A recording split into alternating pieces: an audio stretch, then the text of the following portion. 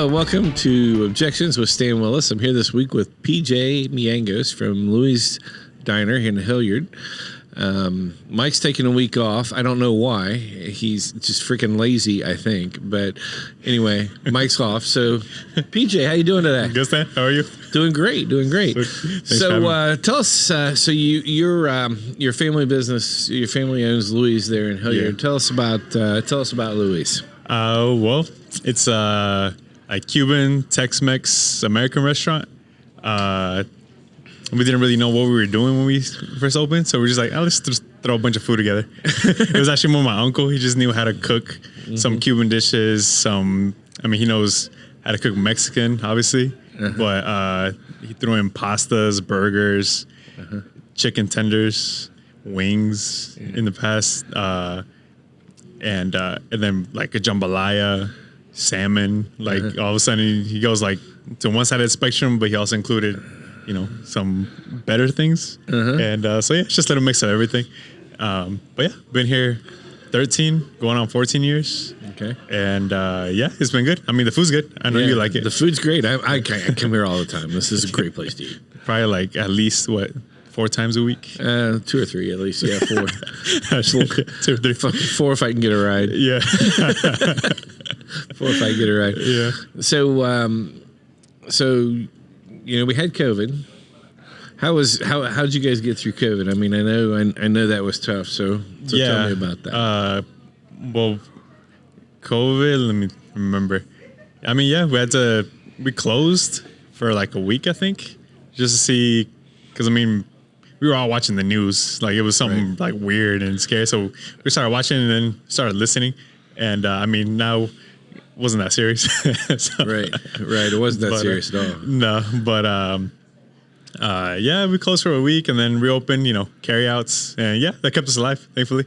I think on Cinco de Mayo, we were still super busy with carryouts. Right. And there was like a line of people waiting to get their food to go. Right. And, but yeah, we're surviving, still doing great. Yeah. But it was weird.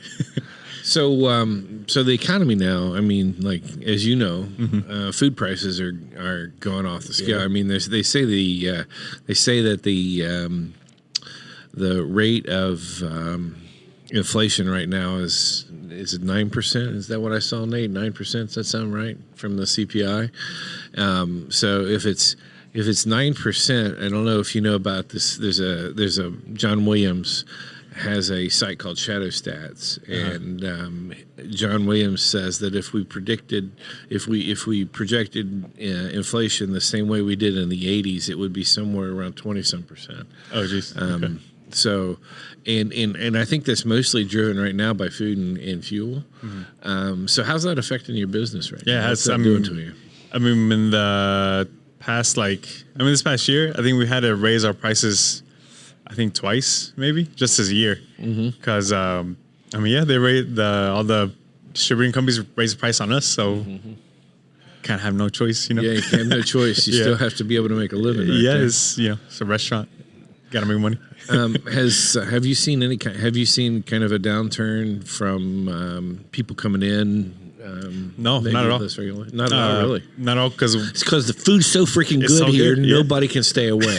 That's why you should come here to eat. Yeah, we've had I don't know if I should say this or not, but we have some customers that are like, I don't know, something made them upset. We're not perfect, but we try to do our best. But some customers would get upset, and then all of a sudden, you see them like a year later, like, oh, the food's good enough to make them come back. Yeah, it would make me come back. Yeah. But yeah, because Louis, he's the one that's more in charge of like pricing the meals, because that's Louis, your uncle. Yeah, Louis, my uncle. Yeah, him and my dad are the owners. But because he does all the food ordering, so he knows price and everything. So I also noticed they misspelled his name on the sign. I think that's how he spells it, the American way. Oh, okay. Is this kind of French way, really? Yeah, Louis. French way? Oh, yeah. We didn't even know. He probably just, his name's Luis. Right. Yeah, so it's Luis. So maybe, he said that was his nickname as Starliner. Yeah. And so he probably just Googled Louis. how do you spell Louis. Yeah. Well, there you go. Yeah, it worked. We'll call it Louis. Yeah, and Oh, I'm sorry. I no, interrupted you're good. And then so yeah, when he told us like like they raised the price again, we're like, dang, like I was worried because I'm like, man, are people gonna stop coming? And Right. no, thankfully not. I think people are getting paid too. So Well, right. Yeah. I mean, people are back to work a little bit, and Yeah. stuff like that. Which means, and I know, like in our business, we're having a really hard time finding employees. You find it, Yeah, you're same. having the same issue. yeah, same issue. It's weird. Like here, our team will be like full for like 4 or 5 months, and then 1 or 2 people will leave, and so we'll be struggling again for 4 or 5 months, and then we'll pick somebody up. We'll be okay for another month or 2, and then somebody else will leave, and so it's a constant struggle. Right. Same for you guys. Yeah. So it's just hard to find people. Yeah. It's hard to find people that are qualified, and then it's hard to find people who actually want to come in and work. Yeah, And I mean- we have a lot of people who want to work from home. Yeah. Do you have people want to work from home? Yeah, I'll wait tables, but can I do that from home? Stan, I'm gonna bring your salmon from my house. Doesn't Well, work. maybe we should do that. Maybe we should look at like you got some robots, right? Yeah, and the that's- person could be at home with their face on a screen and drive Yeah. the robot to the table. I think- Can I take your order, please? I think we'll get there at one point. Like, That would be awesome. yeah, like whenever I would go to that restaurant once just because. just because, yeah. I'm sure they have something like that in Japan. Yeah, they already. probably do. Yeah, probably do. probably And yeah, we even talked about that to my dad. Like whenever we're like an employee leaves, I'm like, man, why can't you just replace him with a robot? That's always here.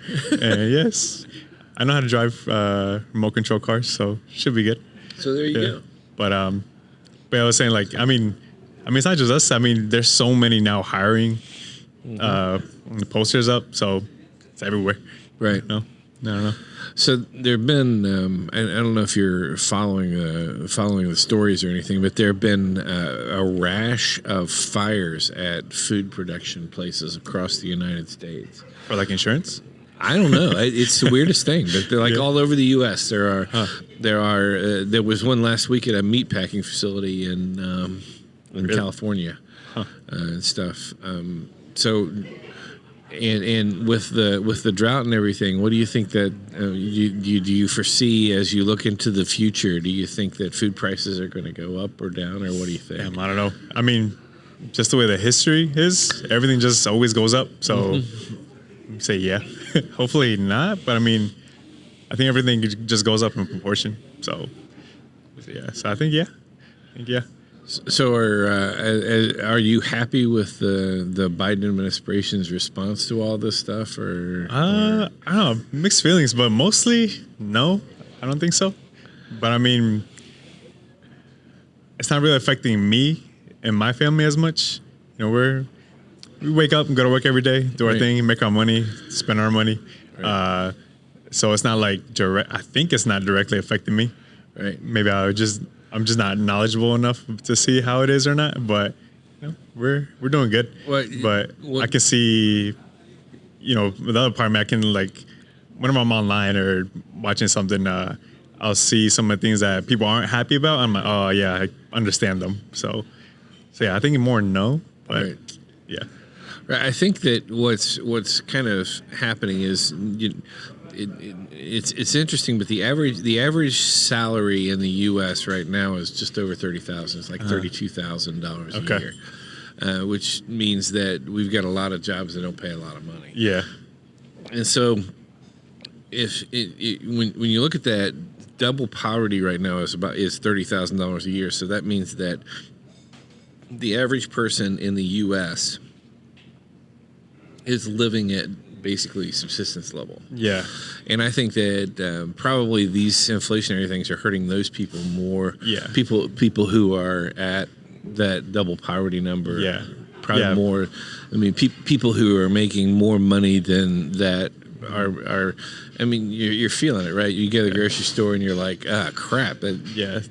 That's more expensive. It's a lot of money for an egg, but you're still going to buy the egg. Yeah, you have to. It's not like you're going to look at it and go, "Crap, I can't afford to buy the eggs." Yeah. right. I don't have chickens at home, so Right. I gotta go buy the eggs. Right. Yeah. I mean, and the machaca here is awesome. But yeah, the, so the delicious. chilaquiles, I love the chilaquiles. yeah, so delicious too. Is that your own recipe, or is that Louis' This recipe? is Louis, yeah. Yeah. Because chilaquiles, the authentic Mexican way, they're different. Right. Like we still use the chips, Right. but you make like a separate salsa, almost Right. like the salsa we use for our chips and salsa. Right. But and then when you're ready to eat, you just pour that salsa on top of the chips, and then on top of that your eggs, however you want them, and then some beans and just some beans on the side. It's like nachos with It's eggs, right? weird. They're freaking awesome. Yeah, but the ones here, everything's just like mixed together. Mixed together, right? Yeah, It's they're great. still so good though. Yeah. But what was I gonna say? Yeah, because I'm also a realtor. So about the inflation and all that stuff. Yeah, I mean, like, let me see. I started in 2014, but like 2019 until now, like prices were going up like crazy. Right. Like there's in the condo community I used to live in Hilliard. The prices there were going up 10,000. Like the similar condos to each other, they were going up $10,000 per month. Oh, I'm wow. like, I think an average person, if they stretch themselves, can maybe save $10,000 to $20,000 a year. Right. And these condos are going up $10,000 a month. Right. Right. So, right. yeah, it was crazy. It was crazy. How is the market in Hilliard now? It's Starting to settle down. Is it starting to? Yeah, I mean, interest rates went up.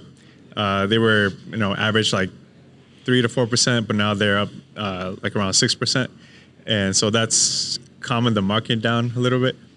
Well, right. That's like almost doubles the price of the house, doubles. right? Yeah, so for like 20 or 30%, the price difference, but it's the same mortgage payment, pretty much.